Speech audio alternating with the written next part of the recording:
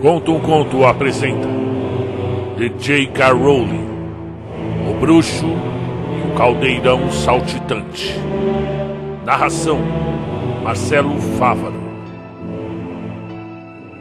Era uma vez um velho bruxo muito bondoso, que usava magia com generosidade e sabedoria para beneficiar seus vizinhos. Em vez de revelar a verdadeira fonte do seu poder, ele fingia que suas poções, amuletos e antídotos saíam prontos de um pequeno caldeirão a que ele chamava de sua panelinha da sorte. De muitos quilômetros ao redor, as pessoas vinham lhe trazer seus problemas. E o bruxo, prazerosamente, dava uma mexida na panelinha e resolvia tudo. Esse bruxo, muito querido, viveu até uma idade bem avançada e, ao morrer, deixou todos os seus bens para o seu único filho. O rapaz, porém, tinha uma natureza bem diferente da do bom pai. Na sua opinião, quem não sabia fazer mágicas não valia nada. E ele muitas vezes discordara do hábito que o pai tinha de ajudar os vizinhos com sua magia. Quando o velho morreu, o jovem encontrou escondido no fundo da velha panela um embrulhinho com o seu nome. Abriu-o na expectativa de ver ouro, mas no lugar disso encontrou uma pantufa grossa e macia, pequena demais para ele e sem par. E dentro dela, um pedaço de pergaminho trazia a seguinte frase: "Afetuosamente, meu filho, na esperança de que você jamais precise usá-la."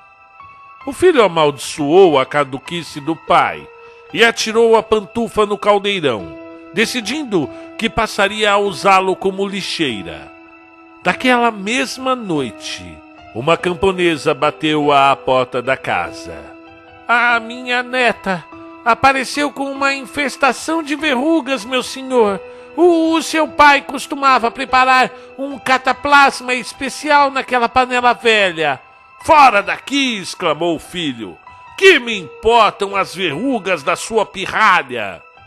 E bateu a porta na cara da velha. E na mesma hora, ele ouviu os clangores e rumores que vinham da cozinha. O bruxo acendeu sua varinha e abriu a porta. E ali, para o seu espanto, viu que brotara um pé de latão na velha panela do pai. E o objeto pulava no meio da cozinha, fazendo uma zoada assustadora no piso de pedra. O bruxo aproximou-se, admirado, mas recuou ligeiro quando viu que a superfície da panela estava inteiramente coberta de verrugas. "Que objeto nojento!" exclamou ele, e com feitiços tentou primeiro fazer desaparecer o caldeirão, e depois limpá-lo, e por fim expulsá-lo de casa. Nenhum dos feitiços, porém, fez efeito, e ele não pôde impedir o caldeirão de segui-lo saltitante para fora da cozinha, e depois subir com ele para o quarto, alternando batidas surdas e estridentes a cada degrau da escada de madeira. O bruxo não conseguiu dormir a noite toda, por causa das batidas da velha panela verrugosa ao lado da sua cama, e na manhã seguinte, a panela insistiu em acompanhá-lo, aos saltos, à mesa do café da manhã. E aquele plém, plém, plém fazia o pé de latão, e o bruxo ainda nem começara o seu mingau de aveia quando ouviu outra batida na porta. Havia um velho parado na soleira. "É a minha velha jumenta, meu senhor", explicou ele. "Perdeu-se ou foi roubada, e sem ela eu não posso levar os meus produtos ao mercado, e a minha família vai passar fome hoje à noite." "Eu estou com fome agora!" bradou o bruxo e bateu a porta na cara do velho. E aquele plém, plém, plém fez o caldeirão no chão com aquele seu único pé de latão. Mas agora o estrépito se misturava aos urros de um jumento e aos gemidos humanos de fome que vinham de suas profundezas. Pare! Silêncio! Grinchou o bruxo, mas todos os seus poderes mágicos não conseguiram calar a panela verrugosa que o seguiu saltitando o dia todo, zurrando e gemendo e clangorando aonde quer que ele fosse, ou o que quer que ele fizesse. E naquela noite, ouviu-se uma terceira batida à porta, e ali na soleira estava parada uma jovem mulher, soluçando como se o seu coração fosse partir de dor. Oh, meu filhinho, ele está gravemente doente, dizia ela. Por favor, pode nos ajudar. O seu pai me disse para vir se tivesse algum problema. Mas o bruxo bateu a porta na cara da jovem. E agora a panela atormentadora se encheu até a borda de água salgada e derramou lágrimas por todo o chão enquanto pulava, zurrava, gemia e fazia brotar ainda mais lágrimas. Embora, pelo resto da semana, nenhum outro aldeão tivesse vindo à cabana do bruxo buscar ajuda, a panela o manteve informado de todos os seus muitos males. E em poucos dias ela não estava apenas zurrando, gemendo, transbordando, pulando, brotando verrugas, mas também estava engasgando, tendo ânsias de vômito, chorando como um bebê, ganindo feito um cão, cuspindo queijo estragado, leite azedo e uma praga de lesmas vorazes. Bem, o bruxo não conseguia dormir nem comer com a panela ao seu lado. Mas ela se recusava a sumir dali, e ele não podia silenciar, nem forçar o caldeirão a parar. Por fim, não aguentou mais. Tragam-me todos os seus problemas, todas as suas preocupações e todas as suas tristezas, gritou, fugindo noite adentro, com a panela perseguindo-os aos saltos pela estrada que levava à aldeia. Venham, deixem que eu cure vocês, recupere vocês e console vocês. Tendo a panela do meu pai, eu vou remediar tudo. E com a detestável panela ainda a persegui-lo saltitante, ele correu pela rua principal, lançando feitiços para todos os lados. E dentro de uma casa, as verrugas da garotinha desapareceram, enquanto ela dormia. A jumenta perdida foi trazida de um ursal distante e suavemente deixada em seu estábulo. O bebê doente foi umedecido com um dítamo e acordou bom e rosado. Em todas as casas que havia doença e tristeza, o bruxo fez o melhor que pôde.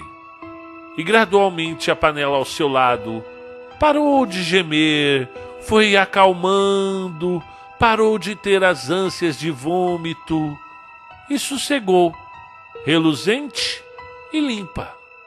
E então, panela? Perguntou o bruxo trêmulo quando o sol começou a despontar. A panela arrotou o pé de pantufa que ele havia jogado no seu fundo e permitiu que o bruxo o calçasse em seu pé de latão.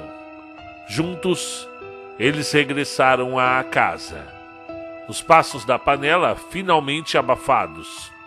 Mas daquele dia em diante, o bruxo passou a ajudar os aldeões exatamente como fazia o seu pai. E antes dele, para que a panela não descalçasse a pantufa e recomeçasse a saltitar. Comentários de Alvo Dumbledore sobre o bruxo e o caldeirão saltitante. Um velho bruxo generoso resolve dar uma lição ao filho insensível, apresentando-lhe uma amostra do sofrimento dos trouxas locais. Desperta assim a consciência do jovem mago, que concorda em usar sua magia em benefício dos vizinhos não mágicos. À primeira vista, uma fábula simples e comovente. Ao crer nisso, a pessoa se revelaria uma pobre inocente. Uma história pró-trouxas, retratando um pai que ama os trouxas e é superior em magia a um filho que os detesta.